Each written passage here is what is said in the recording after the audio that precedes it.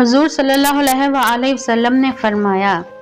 کہ اگر دو دولتیں تمہیں نصیب ہو جائیں تو سمجھنا کہ پوری کائنات کی نعمتیں تمہیں مل گئی ہیں۔ آپ نے فرمایا وہ دو نعمتیں کون سی ہیں؟ پہلی ہے معاف کرنے کی دولت اور دوسری ہے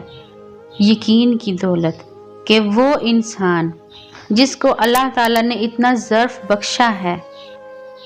کہ کوئی بھی اس سے برا سلوک کرتا ہے تو وہ اللہ کے سپرد اسے کر دیتا ہے اور اللہ کی رضا کے لیے اسے معاف کر دیتا ہے،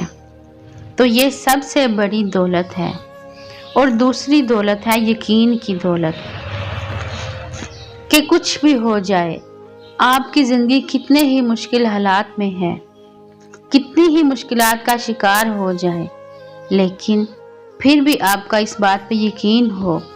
کہ اللہ میرا مالک ہے، اس کی طرف سے آزمائش ہے، اس کی طرف سے یہ ساری پریشانیاں ہیں، اس نے ہی مجھے ان مشکلات میں ڈالا ہے، میں اس کے قریب ہو جاؤں۔